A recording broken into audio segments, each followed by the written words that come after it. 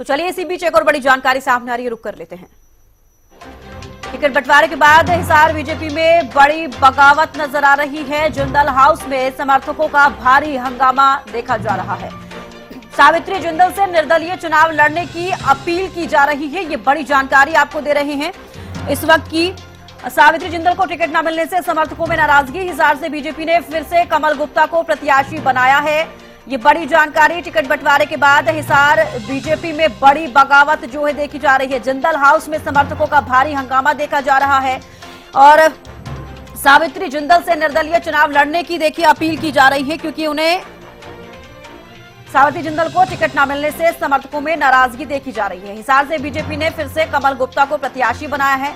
हालांकि आपको बता दें कि नवीन जिंदल का जिक्र करना चाहूंगी। लगातार तमाम खबरें सामने आ रही थी कि वो अपनी मां के लिए बातचीत कर रही हैं, लेकिन उनको टिकट नहीं दिया गया है सावित्री जिंदल को। और कहीं ना कहीं उनके जो समर्थक हैं अब वो ये कहते नजर आए हैं कि सावित्री जिंदल से वो अपील कर रहे हैं कि आप निर्दलीय चुनाव लड़ें।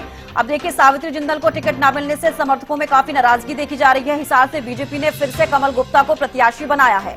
टिकट बंटवारे के बाद हिसार बीजेपी में बड़ी बगावत जो है देखी जा रही है। जिंदल हाउस में समर्थकों का भारी हंगामा देखा जा रहा है। इस वक्त की बड़ी जानकारी आपको दे दे, सावित्री जिंदल से निर्दलीय चुनाव लड़ने की अपील की जा रही है, क्योंकि हिसार से फिर से एक बार कमल गुप्ता पर भरोसा जताते हुए बीजेपी ने उन्हें दोबारा से टिकट दिया है।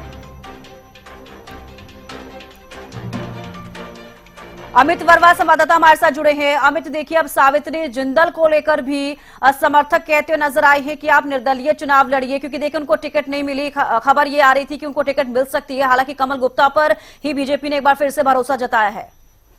जी बिल्कुल, हिसार की लगभग 7 विधानसभा में से 5 विधानसभा पर जो टिकटार्थी घोषित किए गए हैं और सभी टिकटार्थी को जो निर्णय लिया बीजेपी की तरफ से वो चौंकाने वाला निर्णय लिया गया है, जिसको किसी ने भी इस टिकटों को लेकर आस नहीं लगाई गई थी कि इन नेता को टिकट मिलेगी। और सबसे बड़ी बात की जाए सावित्री जिंदल को भी ऐसा विश्वास नहीं था कि उनकी टिकट काटी जाएगी, क्योंकि 2 दिन पहले हमने भी अपनी प्रमुखता से खबर दिखाई गई थी कि टिकट मिलने से पहले कार्यकर्ता लगातार सावित्री जिंदल को जिंदल हाउस पहुंचकर अपना बधाई देने लग गए हैं। उसके बावजूद इतना कॉन्फिडेंस होने के बाद भी सावित्री जिंदल की टिकट काटना एक अलग सा एक निर्णय, चौंकाने वाला निर्णय बीजेपी की तरफ से लिया गया, क्योंकि सावित्री जिंदल ने पहले ऐलान कर दिया गया था कि उनकी टिकट पूरी तरह से फाइनल है। और उसके बावजूद कमल गुप्ता को टिकट देना एक समर्थकों ने, जो बीजेपी के कार्यकर्ता है, उन्होंने भी अपनी नाराजगी जाहिर की है, क्योंकि कमल गुप्ता का पिछले काफी दिनों से कार्यकर्ता और जो तमाम लोकल लीडर है वो भी इसका टिकट को लेकर विरोध कर रहे थे। उसके बावजूद भी टिकट बीजेपी को देना एक चौंकाने वाला निर्णय लिया गया है, क्योंकि सावित्री जिंदल पहले भी 2 दिन पहले यहाँ पर ऐलान कर दिया था कि उनकी टिकट पक्की है और समर्थन लगातार जो समर्थक है। चलिए आपको रोकना चाहूंगी, इस बीच बड़ी जानकारी सामने आ रही है। हिसार में सावित्री जिंदल का बहुत बड़ा ऐलान उन्होंने किया है।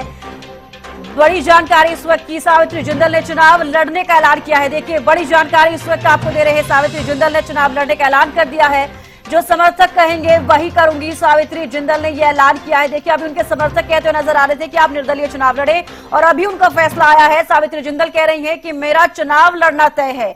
बड़ी जानकारी इस वक्त की आपको दे रहे हैं, चुनाव जरूर लड़ूंगी, सावित्री जिंदल ये कहती हुई नजर आई है। बड़ा ऐलान सावित्री जिंदल की तरफ से किया गया है। इस वक्त की बड़ी जानकारी, हिसार में सावित्री जिंदल अब चुनाव लड़ती हुई नजर आएंगी और उन्होंने चुनाव लड़ने का ऐलान किया है। वो कह रही हैं कि जो समर्थक कहेंगे वही करूंगी। तो देखिए बड़ा ऐलान सामने आया है।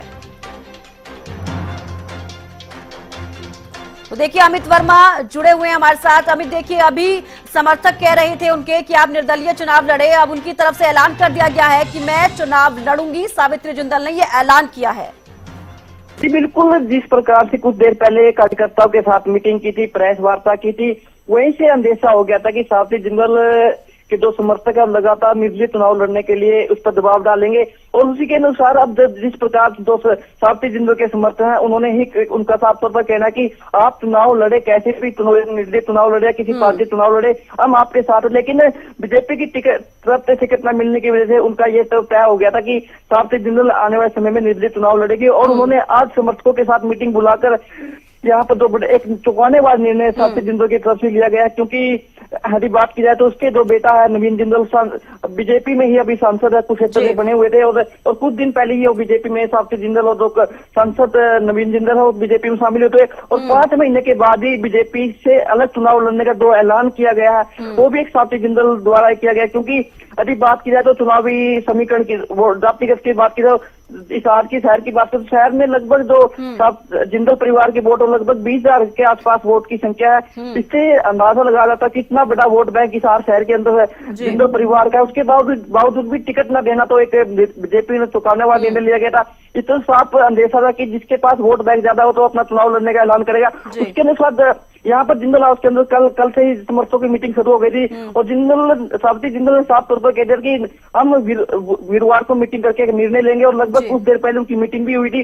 मीटिंग में लगभग 2 से 2.5 घंटे के अंदर कार्यकर्ता और कार्यकर्ता को साफ तौर पर बोल दिया था कि आप जिस प्रकार से निर्णय लेंगे हम आपके साथ है और कार्यकर्ता ने साफ तौर पर कह दिया कि आप चुनाव लड़े, निर्दलीय चुनाव लड़े और हम आपके साथ है। और उसके अनुसार समर्थकों की राय लेकर अब सावित्री जिंदल ने निर्दलीय चुनाव लड़ने का ऐलान किया है, जिस पर कमल गुप्ता की यहाँ पर अब मुसीबतें बढ़ेगी, क्योंकि जिस प्रकार से पहले से कमल गुप्ता के बीजेपी के समर्थकों का खिलाफ है और अब सावित्री जिंदल ने चुनाव लड़ने का ऐलान किया है, जिससे आने वाले समय में कमल गुप्ता की मुसीबतें बढ़ने वाली है।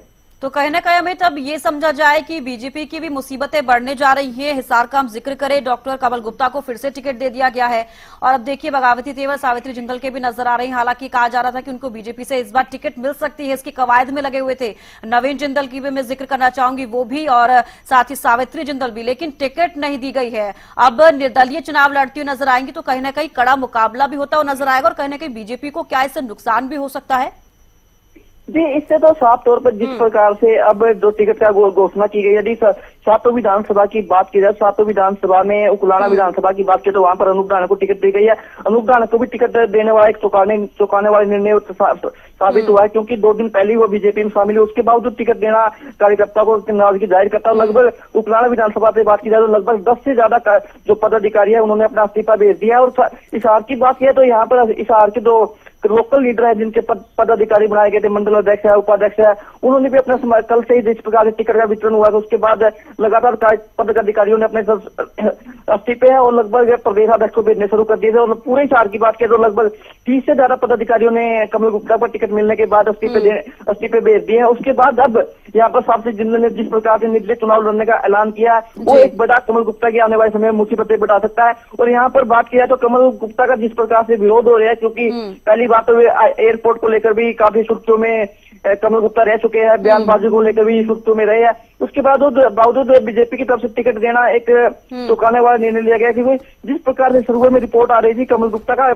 हिसार शहर पूरा विरोध कर रहा है, उसके बावजूद भी टिकट देना एक कार्यकर्ताओं में नाराजगी है, क्योंकि उनका साफ तौर पर कहना कि कमल गुप्ता का इतना विरोध होने के बावजूद भी टिकट देना बीजेपी ने गलत फैसला लिया गया है। और गलत फैसला होने के बाद भी यहाँ पर जो सावित्री जिंदल ने एक मीटिंग बुलाई गई थी आज, उस मीटिंग में साफ तौर पर कह दिया कि जिस प्रकार से कमल गुप्ता का विरोध हो रहा है मैं चुनाव लड़ूंगी और उन्होंने अब निर्दलीय चुनाव लड़ने का ऐलान कर दिया है, जिससे आने वाले समय में कमल गुप्ता की मुसीबतें बढ़ेगी। जी चलिए, बेहद शुक्रिया अमित हमारे साथ जुड़ने के लिए, तमाम जानकारी देने के लिए। तो देखिए ये बड़ा अपडेट और बड़ी जानकारी आपको दे रहे थे। सावित्री जिंदल ने चुनाव लड़ने का ऐलान कर दिया है। उनके समर्थक ये चाहते हैं कि वो निर्दलीय चुनाव लड़े और उन्होंने ये ऐलान किया है कि वो इस बार विधानसभा चुनाव में हिसार से चुनाव लड़ती हुई नजर आएंगी। जाने के बाद जब मैं आई तो मेरा भी इन्होंने बहुत ज्यादा साथ दिया। मुझे 10 साल तक इन्होंने सरकार के अंदर रखा।